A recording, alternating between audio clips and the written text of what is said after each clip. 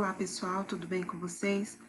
Hoje eu vou falar um pouquinho sobre os tipos de argumento e acho super interessante discutir esse assunto, mas não só para pensar ele para a disciplina de leitura e interpretação textual, né? Já que frequentemente no Enem vai aparecer, por exemplo, perguntas para vocês tipo qual é a forma argumentativa, que tipo de recurso argumentativo foi empregado pelo autor, né? Isso vai aparecer bastante, pode aparecer e tem na prova de 2012, na de 2015, na de 2017 do Enem, esse tipo de pergunta.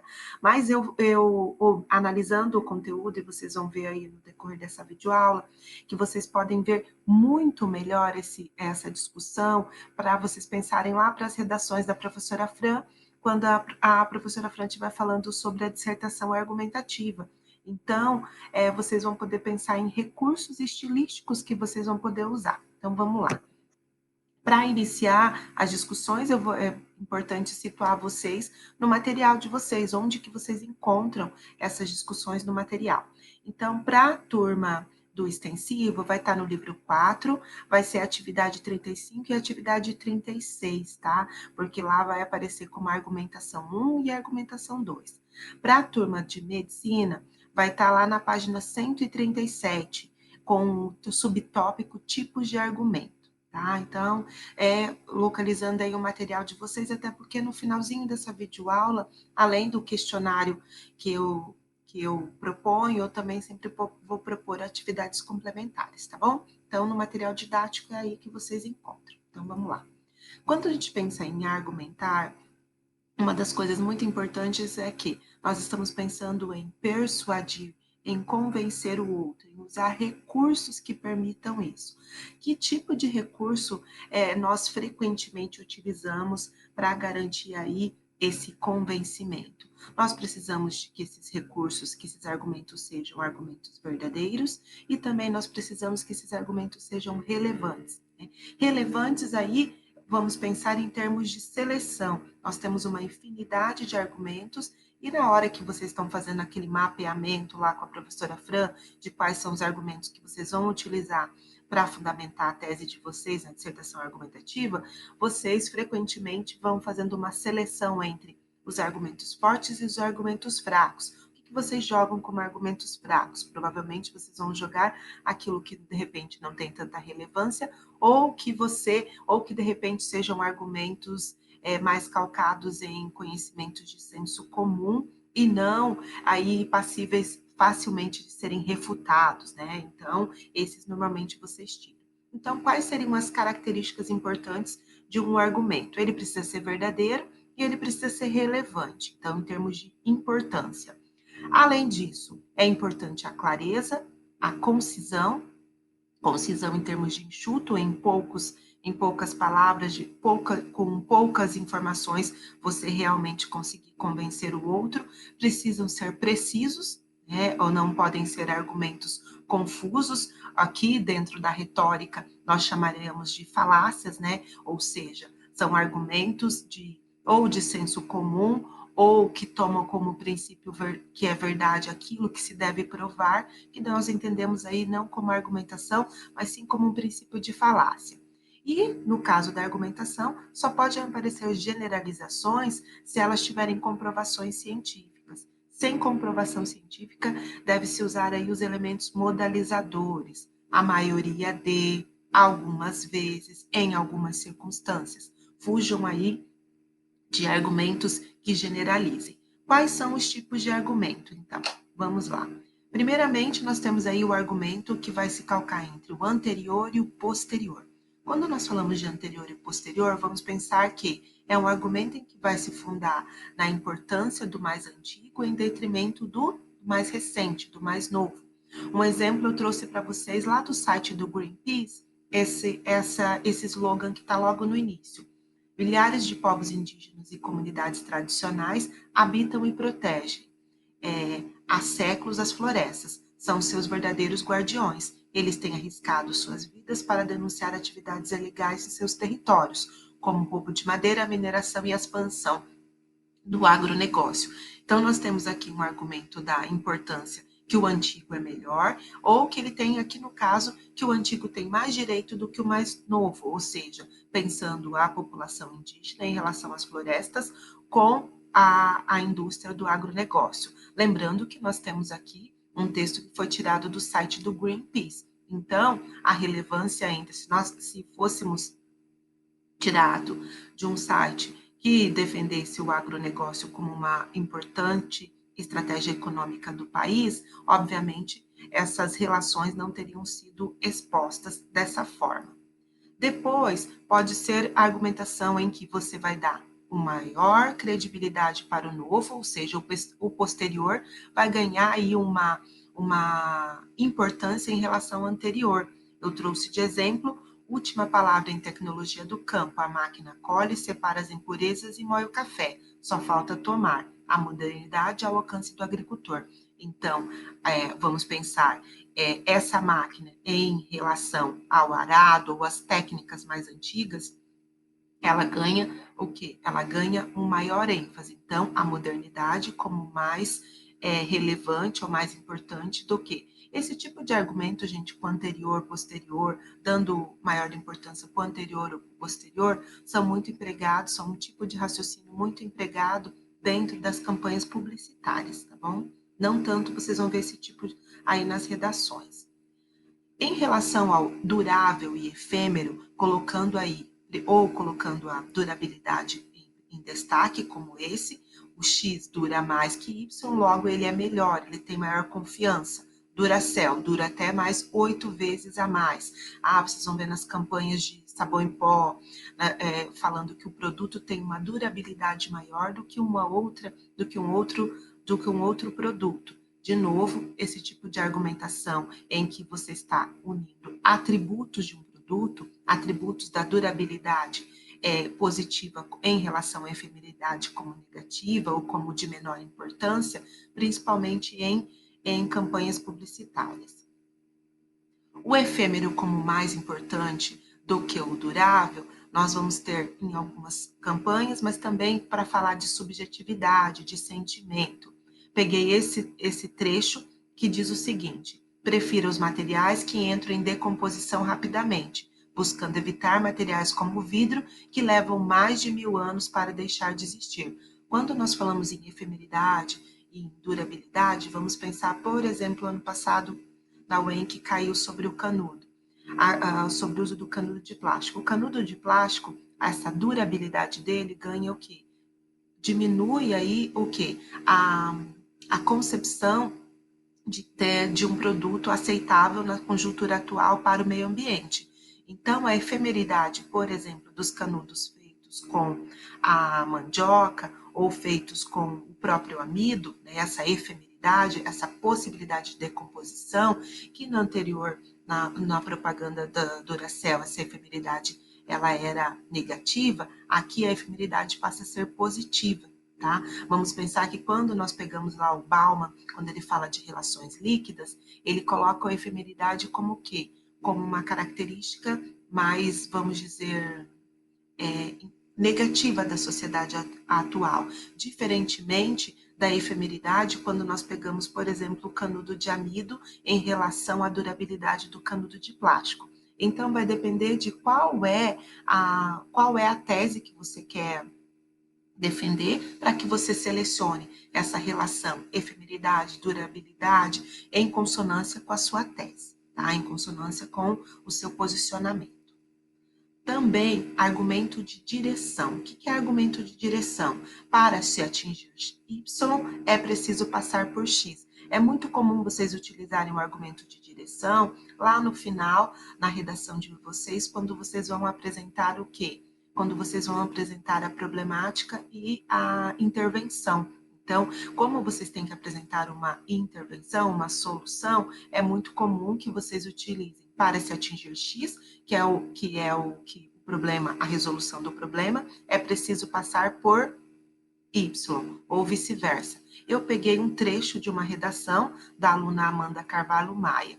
Para que essa erradicação seja possível, é necessário que as mídias deixem de utilizar sua capacidade de propagação de informação para promover a objetificação da mulher e passe a usá-la para difundir campanhas governamentais para denúncia e agressão contra o sexo feminino.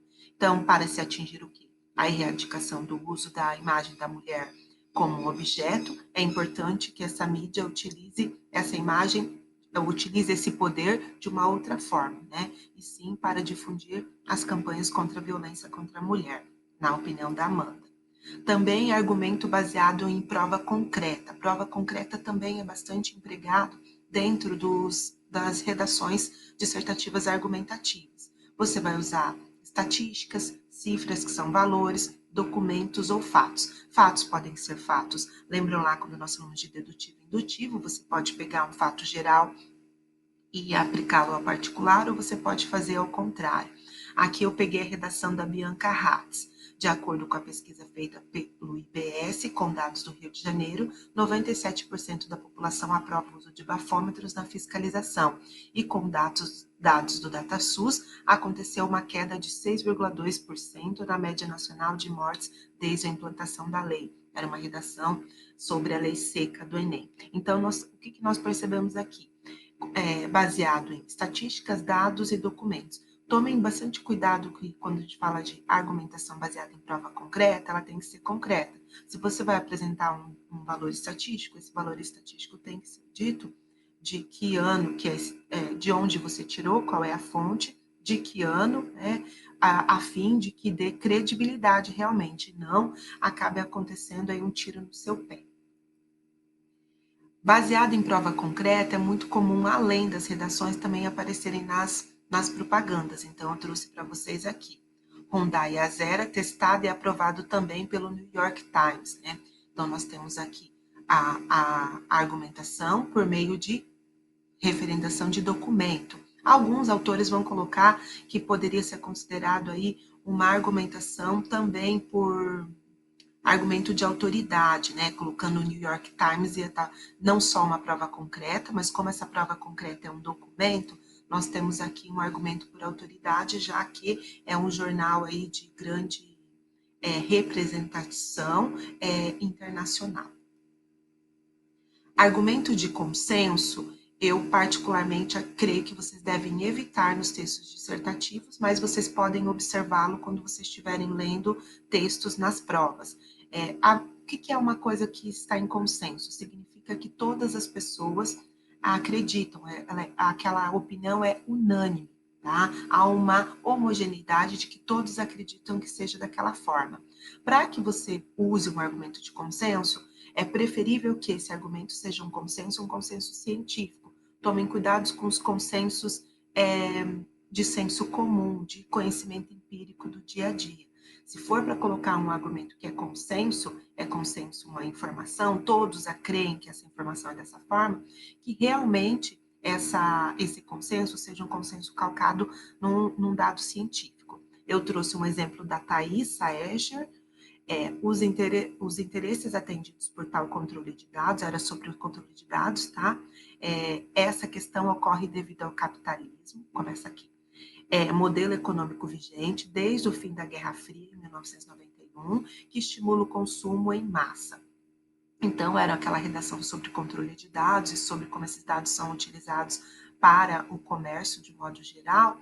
Então, ela coloca ali, o capitalismo é um modelo econômico vigente desde o fim da Guerra Fria e ele estimula o consumo de massa. Então, nós temos aqui um argumento que é consenso de que sim, o capitalismo ele estimula o consumo de massa. Esse é um dos principais pilares aí do capitalismo. Isso está calcado também em conhecimentos, não é uma informação pessoal dela. Está falando que o capitalismo vai acabar com a sociedade. Não, ela pega um preceito geral do capitalismo, calcado numa informação sócio-histórica, científica, para colocar. Então, evitem consensos se não forem consensos calcados em informações que vocês tenham aí um respaldo científico. Raciocínio lógico, vocês utilizam bastante, nós vimos lógico quando nós falamos de dedutivo e indutivo. Vocês vão fazer comparações, causa e efeito, ou mesmo oposições. O trecho da redação, o controle de dados na internet permite a manipulação do comportamento dos usuários. Isso ocorre em grande parte devido ao baixo senso crítico da população, fruto de uma educação tecnicista, na qual não há estímulo ao questionamento. Então, quando ele fala que o controle permite a manipulação e ele permite por quê?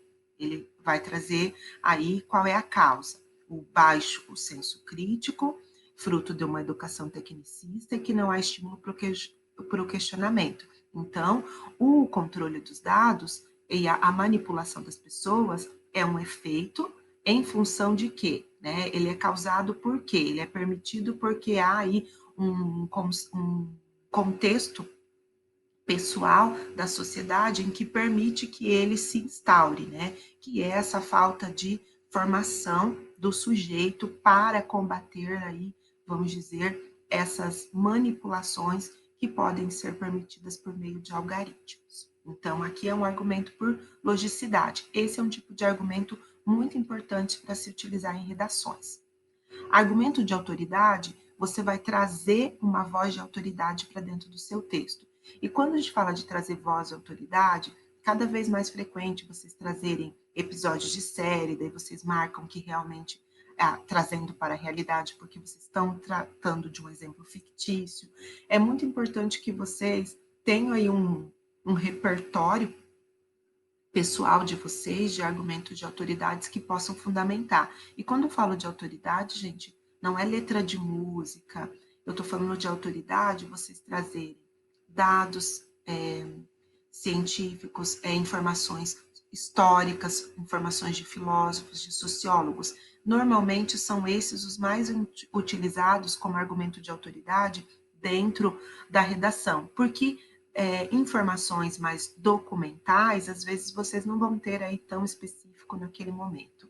Para mostrar o que era um uso de argumento de autoridade dentro da redação, dentro de um texto argumentativo, eu trouxe um trecho da redação do Matheus Rossi, Conceito de Modernidade Líquida, de Zygmunt Bauman, que explica a queda das atitudes éticas pela fluidez dos valores, a fim de atender aos interesses pessoais, aumentando o individualismo. Então, Bauman vai falar da modernidade líquida, das relações líquidas, e para dentro da redação, o Matheus traz aí o Bauman. É importante que no argumento de autoridade a gente tem que marcar quem que está dizendo aquilo, até para que o leitor ele valide ou não aquele sujeito como autoridade naquele assunto ou não. Não dá para pegar qualquer pessoa falando sobre um determinado assunto. Ela tem que ter uma representação sócio-histórica cultural dentro desse segmento como uma autoridade. Tá? Por isso que eu questiono muito quando se traz letras de música ou quando se traz um excesso aí de exemplos fictícios de séries, ao invés de trazer aí argumentos realmente de autoridade, sociólogos, psicólogos, filósofos, ou até mesmo dados históricos que possam aí fundamentar os seus argumentos, ou seja, dar corpo, né, concretude. Argumento de ressalva, você parte de uma premissa de que há um grupo de pessoas ou há uma opinião em que seja contrária à sua. Você reconhece essa opinião contrária à sua, entretanto, você, na sequência, você já a derruba. Então, embora esteja previsto na Constituição o princípio de isonomia, no qual todos devem ser tratados igualmente, muitos cidadãos se utilizam da inferioridade religiosa para externar ofensas ou excluir socialmente pessoas de religiões diferentes.